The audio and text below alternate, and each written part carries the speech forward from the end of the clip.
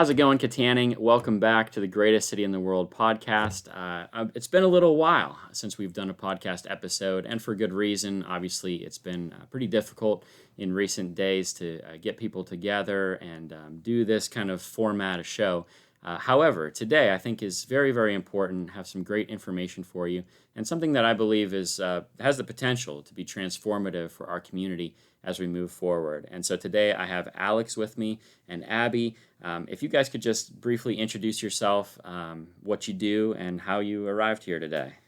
So my name is Alex Jennings. I work for the Armstrong Indiana Clarion Drug and Alcohol Commission as a certified recovery specialist and a certified family recovery specialist.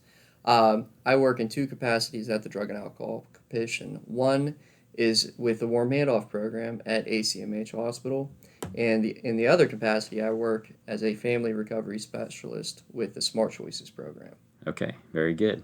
Great, and my name's Abby Schlesinger. I'm a child and adolescent psychiatrist. I'm a chief of child and adolescent psychiatry and integrated care at Western Behavioral Health, as well as Children's Hospital. And I'm here today because I've been working in the Kittanning area for over 15 years with Children's Community Pediatrics. Awesome. Now, Alex, you said something pretty important there, too. I want to make sure people understand, what is the Warm Handoff program?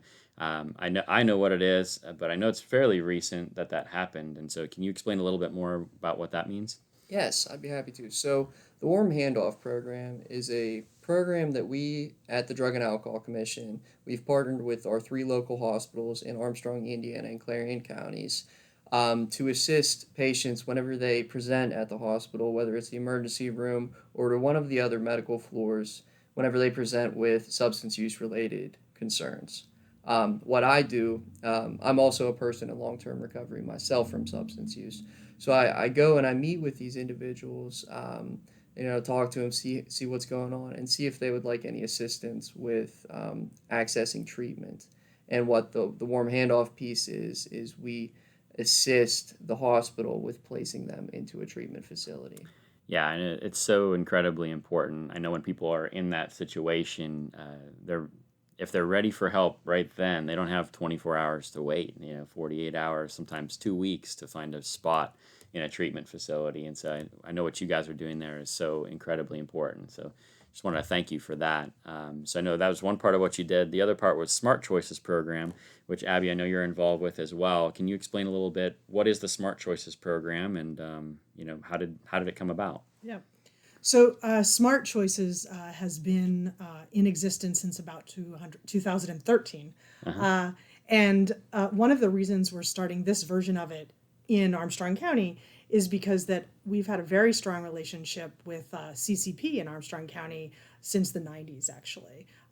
You were talking about transformative programs earlier. I think CCP's behavioral health program really is transformative. There's no question about it. Really came about because in the early 90s, the pediatricians and Armstrong County looked around and said it was really hard for people to access behavioral health care when kids started to develop concerns. And since that time, really, it's been a leader in the nation in terms of providing care for kids. Smart Choices came out of the same concern that when kids start experimenting, using substances, that it's often not clear for families how to get help, when to get help, or what to do. And it was really the pediatricians that came to us as behavioral health providers and said, how can we do this better? How can we pick up concerns? And then what do we do next? So Smart Choices, in 2013, we started screening kids that are 11 above. Now, this is all of Western PA, not just Armstrong County. Yeah. And we screen thousands, tens of thousands of kids a month. And a certain percentage of those kids screen at risk for substance use. And this part of Smart Choices is figuring out, well, what to do next once they screen at risk. How do we help both the families and the kids? Okay. So what's that screening process look like? I mean, what all is involved with that? What data are they trying to collect that would make someone, score in an at-risk category? Right. Well, so I have a couple things to say about screening. One thing is that anybody that's ever gone to a primary care doctor has been screened, right? I Yeah. mean, just by walking in the door. Right. And there are a large variety of screens we do for adolescents and kids. And in fact, in these times of COVID, we've been reminding people you need to come back to your pediatrician, right? Because your pediatrician is really connected to your family and can really help sort of drive your family in the direction to help your kid do as well as they possibly can. And we ask very simple questions about to the kid directly, to the adolescent, alone without their parent in the room. We actually have a form they fill out because people respond more honestly to forms than to people face to face. Sure. I'm sure no one's surprised by that. Nope. We just ask, have they used, what have they used, and some basic questions about whether they've ever gotten into some trouble or everybody's ever been concerned about substance. Okay. And I know you guys sent over some data beforehand. You're saying studies show that substance abuse can start as young as 10 years old. And so, I mean, how important is the data indicating that this kind of early intervention type of program, like how important is that? What are the differing outcomes if we catch it early versus... Well, I'm going to back up a little bit and Sure. talk a little bit more about, I think what the point you made about substance in young kids is really important. Yeah. A lot of people think that substance isn't a problem until a kid's 18, 19, 20, when the data shows that kids really form an idea in their head that they can take something that might change how they feel from a very young age. In fact, when I first started reading about this, even though I'd been to medical school, I was sort of floored looking around at how many things on TV for toddlers suggest that you could take some mood-altering substance, right? Yeah. Now you'll think it too when you see it. So it's really a parent's job at a young age to start talking about what people put in their body. But many of us don't do that, right? We focus on sleeping and eating because we got a whole bunch of other things to take care of. And now safety related to COVID on top of it. Yeah. So what we do know is that by the time a kid is 10, they've already formed ideas about substance. They've already formed some ideas about who they hang around. Both of those have huge impact. Mm-hmm. And that despite the fact that teenagers really start hanging with peers more than parents, that still the number one determinant of whether a kid will have a problem with substance is the ability to talk to their parent about it. Oh, wow. Now that's easier said than done, right? So that's where we come in. We want to help parents talk to their kids about substance. Yeah, when you say about like how TV shows reinforce, I think of like there's a lot of shows that are made for families, and the mom has a stressed out day and she comes home and says, "Oh, I really need a glass of wine." And like even from something as simple as that, it's a trigger that's saying, "Hey, if you use X, then it will make you feel better or help you get through stress or help you like." Or is that the kind of stuff you're talking about? That's exactly what I'm talking Yeah. about. Drugs and alcohol are part of our culture. It's not just in a corner somewhere hidden, right? It's everywhere. In fact, we've even seen this with COVID. People coming out talking about how you need a glass of wine after you try to teach your kids, right? I've seen many memes about that. Absolutely. And so it really requires that we talk openly about what we put in our body and why we put it in our body. Yeah. Okay, so with these screenings, I mean, what percentage of kids are you seeing that are screening at risk, or I'm trying to just understand more. How does all that relate to Armstrong County? Great question. So, and it's interestingly, it's lower than you'd expect that screen. Sorry about that. You're good. Actually, it's lower than you'd expect, and it's lower than 10%. So screen at risk. But we also know that we're missing some kids because they may not tell you the truth, right? Sure. So this is another reason why the parent part is so important here. The real shift in what we're doing here compared to what's been done in the past is we want to provide support for the parent if the parent says something's happened and I'm concerned about it. Mm-hmm. Because up until this point, if a parent says, I found a vape, and they go in to their pediatrician, they'll give them some advice, but then the parent can't access anything unless the child wants help, right? Sure. And sometimes the kids aren't ready for that yet. Anybody that's had a teen has experienced that, right? Yeah. But we know there are evidence-based ways to help parents help kids. So this service, what it really provides that nothing else provides, is a connection to your pediatric office and then a parent with lived experience to help your parent move the kid towards sort of better choices. Okay. That's really good. I mean, I know we say less than 10% is not a huge number, but 10% is still hundreds of kids, and if you can even help half of those not to develop something more serious later on, that's a huge impact.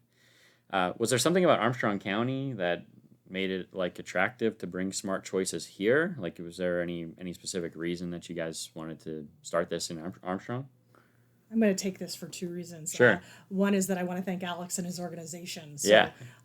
We had a number of people in Armstrong County that we had either relationships with or that were really interested in figuring out how to sort of tackle the opioid epidemic before kids get into trouble. And really, ACDAC has a long history of being ahead of the curve in terms of implementing programs. And they jumped right on board and said, hey, we have someone already that's capable of doing this, who's had some training doing this, and we'd love to partner with the pediatric office.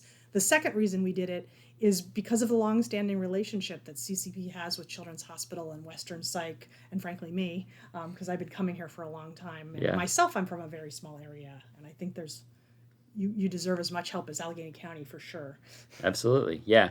Well, and it's, I mean, you know the numbers as well as anyone, I'm sure. Armstrong County, over the last maybe 10 years or so, has been very high as far as opioid deaths and those kinds of things. I'm assuming that's what made it attractive to Drug and Alcohol Commission. But I don't know, in your guys' how did you guys get involved initially? Well, I can't really speak to it because I wasn't in that decision-making Oh, process, okay. but I will say that our executive director decided to partner with CCP and UPMC with this program because they use evidence-based practices. They have been implementing the program for a while, and it's a need that our community needs. Yeah. And it fits the need that we need. Yeah. You know. I remember, I'm thinking back to when I was in grade school. Okay, it was DARE was like the big driving push. Is Smart Choices just another iteration of that, or is there something that makes Smart Choices different from other programs that have been tried in the past? Thanks for asking that question. I'm going to answer, and then I'm going to hand off to Alex, who Sure. can really talk about what he does. And he's very understated about his skill set. So, this is not DARE. Okay. I experienced DARE too. In fact, the evidence suggests just what we all knew as teenagers. It didn't work very well. Right. Sorry. Yeah. Fear tactics don't really work, right? Yep. Because teens are like, especially the ones likely to get in trouble, they're like, I can do it better. Yeah. Right? Right. So this is really about engaging with the kid or engaging with the parent. So we have parent support, kid support too, but we're going to talk predominantly about parent support to help them help their kids. Because what happens is parents get lots of advice as their kids start to struggle with substance, and a lot of it's not evidence-based. Everything from I'm praying for you, which is great. I'm religious. I believe in prayer, but God gave us evidence-based to help us move things forward. And so this is a way for someone who's not a clinician, who's not a doctor, who's not a nurse or a therapist, who's had some lived experience to partner with a parent and say, hey, there's ways to handle this. We're going to walk through this path with you. So I wonder if you could talk a little bit about, Alex, about what you do with parents. Absolutely, I'd be happy to. So I'm going to backtrack a little bit. I'm going to speak about the Certified Family Recovery Specialist certification, which is new. It's a new certification with the Pennsylvania Certification Board. I want to say within the past 4 years it's come about. So there's a training process, and we learn evidence-based techniques. We learn how to, provide peer support to the family members, and I think that's an important piece of this because lived experience holds some weight. Whenever I went to treatment for the first time, I related with the counselors or the techs who had been through similar situations that I had been through. Yeah. I felt a connection there. And I felt like a trust. There was a trust that was built, right? And respect, right? And respect, absolutely. So what I do is I work with the family members, whether or not the child or adolescent is involved in the program or not. And I model certain behaviors, right? I help them figure out, develop a recovery plan. And I think it's important, the important piece of the peer support is that it's not about the adolescent. It's about the family member. So, like, my sole job is to help the parent, develop their, grow in their recovery, right? Yeah. So, if I am my best self, I am able to help my daughter the best way she can. Amen. If I'm my best self, if they, so I help them work on self-care. Yeah. I talk about self-care. And believe me, like, whenever an adolescent is struggling, self-care is the last thing anybody wants to hear about or think about. Because as a parent, we go into fight or flight mode. We panic, we tense up. So, my role is I'm an understanding ear and it's important too to have somebody to just to talk to. Yeah. But I also, let people know that there's hope, there's a solution, and I provide them with some means or some direction. Yeah, absolutely. I mean, we talk very similarly in the church too. You think about uh, kids. We have kids in Sunday school for a half an hour a week, and then they're with their parents for hundreds of hours every week. And so, if what's being told there isn't reinforced at home, then it's never going to sink in. And it's the same with school. We see it in school-related issues. If the parents aren't involved with homework, like I know the statistics are that the homework just doesn't really get done. And so, like what you're saying, if the parents are in fight or flight mode, you have to get them back down to a place where they can begin to think logically and walk through again with their child in order to move forward. So I love that approach. And yeah, it's completely different than what Dare was for us. It was just, There's no fear involved. just trying to scare the crap out of you and then just and bring a dog in. Didn't they bring dogs sometimes too? Yeah, I think there was a dog involved. I'm so glad you brought up self-care. I mean, I think that people say, yeah, self-care, but it's so hard to take care of yourself these days. And when it's hard to model that for your kids. And like you said, if you're not taking care of yourself, you get amped up, and it's hard to keep yourself in that place where you can communicate with your kid. And we've all been there, right? Where either with our parents or our kids, we've been yelling instead of communicating. It's just so easy to go there. So I really see the parent support as a coach, just like you'd have a coach if you wanted to learn to play a sport, right? To help you sort of figure out where your best place is with your kid, because it's not easy. Yeah, no, not at all. And I think our culture kind of has this mentality where the parents are supposed to completely lay down their life for their children. And it is true to a certain extent. We have that. We would give our lives for our kids. But sometimes the best way to do that is to take care of yourself first so you're able to actually help them. Absolutely. So I do want to touch on a couple things. Sure.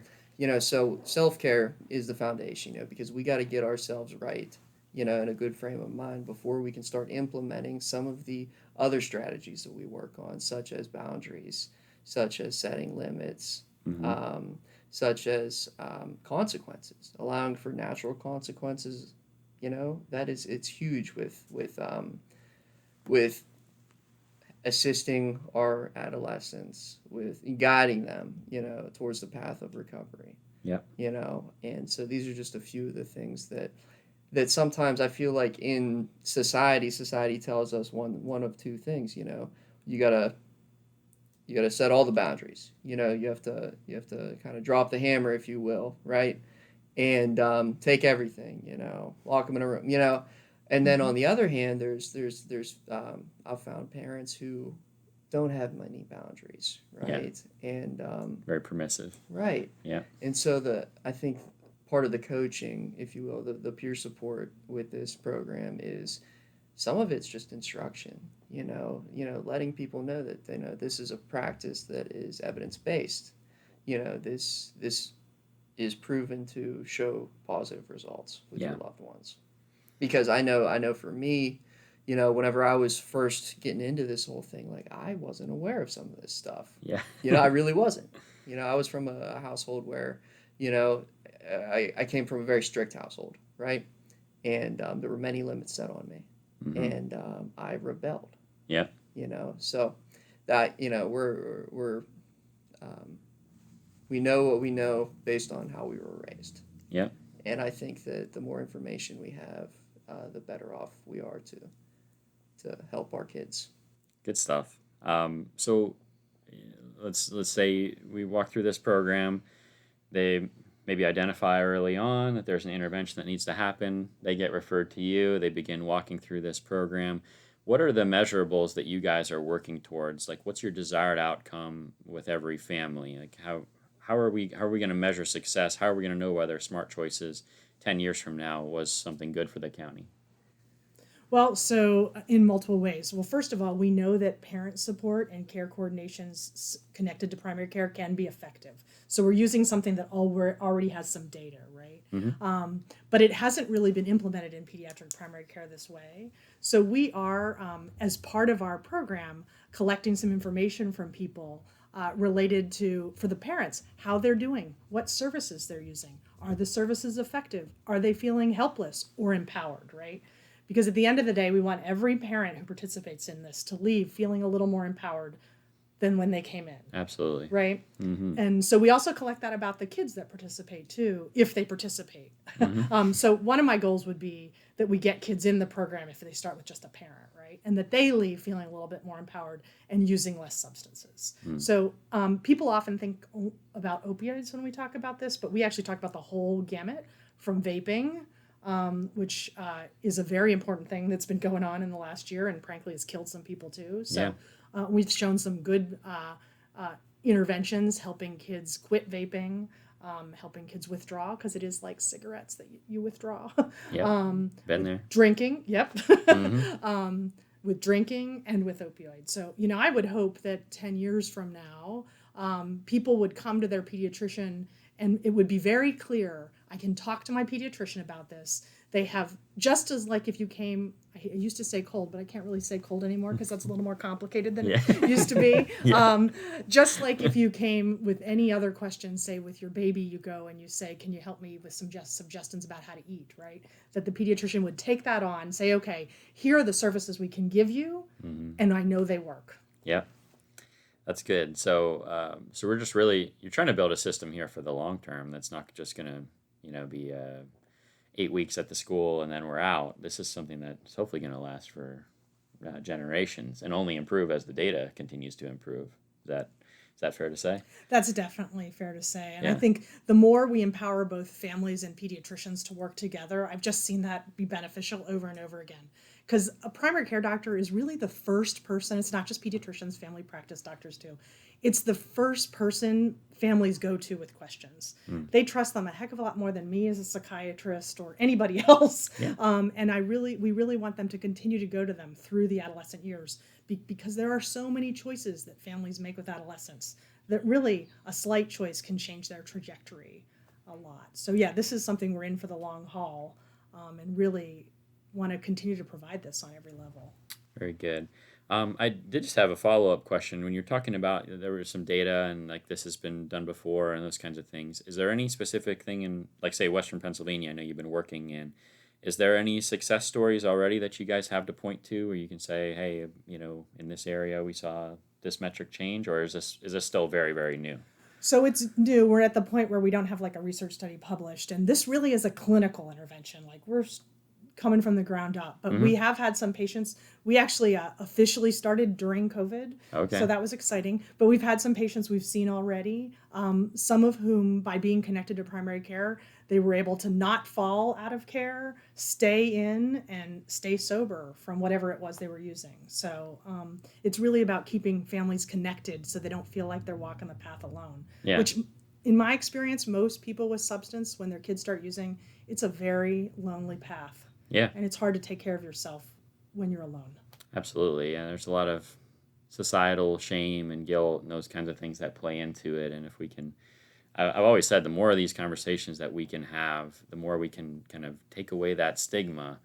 That is like, I think the most important first step that we could take is like, don't be afraid to talk about this stuff. Don't be afraid to go and get help if you need help. Don't be like, we have to get over that mental hurdle first. And there's still a lot of blame in our culture. We just need to be quite honest about it. If a kid starts using, there's still a lot of blame. Yeah. Right? And we need to call it out. We need to recognize it in ourselves, and we need to say, okay, what is it we can do to help this family? Right. I think you asked us before we did this, what are the next steps? What can the community do? Mm-hmm. And I think it really is start opening your eyes to what's going on around you, because we see things every day that you choose not to pay attention to. Or that you maybe could throw your hand out and say, hey, why don't you go talk to your pediatrician about this? Right. So it's really us all opening our eyes to the things we see every day here. That's everywhere. Good. Really good, really good.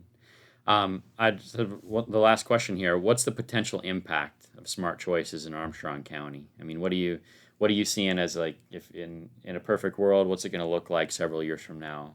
How is smart choices going to be impacting Kittanning and the surrounding area? Well, I feel that it's going to have a very positive impact on the county. Mm-hmm. the more people, the more families we can get engaged in services, the more that they'll obviously they will grow or start implementing some of these techniques, and ideally some of these early interventions will change the whole trajectory of a child's life. Yeah. Right. And I mean, I can speak about my own substance use. Right. I started using at a very early age, 13. Mm-hmm. And if there was a program like this, I can't say for a fact that it would save my life, but it probably would have changed the trajectory a little bit. Right. And so yes, I think that's the potential that this has. And the more families that we engage in Armstrong County, the more positive data we'll get from it. But also word of mouth, Mm-hmm. Is huge. If I see Johnny over there, and Johnny used to be struggling, but Johnny's like turned a new leaf, and he's doing better. And like my girl Sally, she's still kind of struggling, and I don't know what to do. So I'm going to talk to Johnny's dad and say, hey, what happened? Why is Johnny doing so well? Like, Yeah. And smart choices. Yeah. You know. Yeah. I'd really see two big things I'd like to see is one, less people's lives ended earlier due to substance. Right. Period. Mm-hmm. Right. Yeah. And we should see that if we're really effective, because we know every year we can delay substance use in a child, the better their life will be, the more likely they are to have a life not negatively impacted by substance. But then I'd also like to see families whose lives aren't cut short, either sort of physically cut short. We know people get depressed and suicidal when their families are struggling with substance, or just psychologically cut short, sort of stuck in the lonely, repetitive world of trying to figure out what to do with substance without help. So I'd like to see more people alive and more people living better lives. I think that's really, it's a high goal. But you got to start somewhere. Well, I think that's the only goal that makes any sense, right? I mean, we have to try to get the number of lives that are lost too early. That the only acceptable number is 0. And so, I mean, that's what you guys are driving towards. I mean, that's why your job exists. I keep looking at Drug and Alcohol Commission. Every time I've talked to people from your place, I always say, I'm looking forward to the day where you don't have a job anymore. Like, that's the goal, right? You have one of those jobs where if you're successful in everything that you're setting out to do, you'll work yourself out of a job, which would be amazing. And then I look at our area, and there's so many families that are caught up in these kind of generational issues. You see it pass from one generation to the next and to the next, and if you can help that kid and change that kid's life, now you've changed not just their life, but now brothers and sisters, hopefully parents you help through the process, and now you're talking their kids and grandkids are going to have a different life because of what you guys are doing. And so it's exciting. It's really exciting. And to hear you say too, this just started within the last few months, and you're already seeing first fruits. I mean, that's amazing. So, what can people do? How can we partner with you as a community? What should we be doing to try to drive smart choices forward? Well, I think talking about it, that's a really good start. It's just having that conversation, and also just talking with your kids. Because having that conversation with your adolescent, as uncomfortable as it may feel, it's important to ask the right questions. And we have some really great family series on UPMC that Shannon and Callan have facilitated, and they're awesome. They're really, really informative. I don't have the address off the top of my head, but they're available. They're recorded sessions. And it's a series, so it talks about different things like self-care, boundaries, allowing for natural consequences.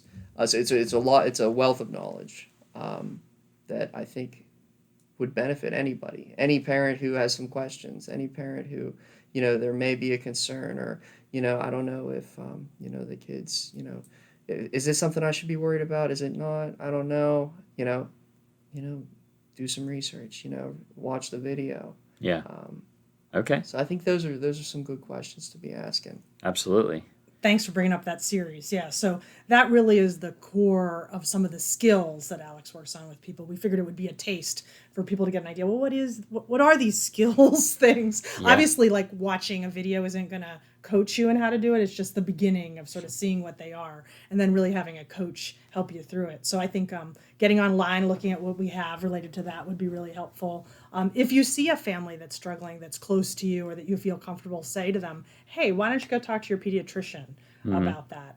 I think we know that most kids with substance use also have some sort of behavioral health concern that they're working on, and CCP has a great behavioral health program that will address both and start sort of teasing out what are the things we need to work on. So it's not like a one thing or the other. It's not black or white. Oftentimes it's how do we help the family? How do we help the behavioral health component? And how do we really help these families keep their kids, frankly, away from substance, right?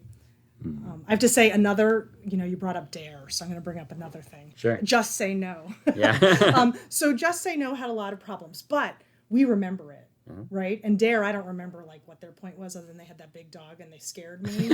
But Just Say No, actually, there was a benefit to it, right? Because people talked about that you should slow down, that you should, every day that you don't use as a teenager will improve your life outcome. Right. So those sort of things that increase talking about substance. And I guess another very simple thing people can do is, we do know that like using with your child, there's no benefit to that. That may sound obvious, but I don't think it is, right? Because you all hear about like France and how people drink with their kids and they're all fine. Right. Actually, that's not what the data from France shows. Right. It shows that having an open communication with your kid about substances is important. But using with your child, everything down to vaping and smoking, is not going to have a positive outcome. So very simple thing, but important thing. Yeah. And I would say, this conversation that we're having right now is just, obviously, it's just laying the groundwork for something larger. But if you guys are watching this and you can, share it with the people in the community, it's not just people that are dealing directly with this that need to have this information. Like, I think we all need to have this information so that when we see something happening, then we know we have some resource behind it to be able to point people in the right direction, instead of, like you said, just brushing them off or giving them some tidbit from my grandma or telling them to drop the hammer or whatever. Like, let's wait get till them. they hit rock bottom. That's another thing we don't like to hear, because there's no benefit for adolescents to hit rock bottom. Like, no one wants their child to do that. That's not what we're about.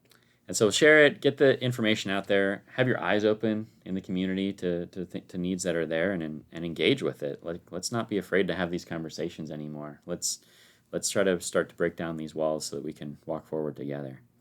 Is there anything else you guys want to add before we wrap it up?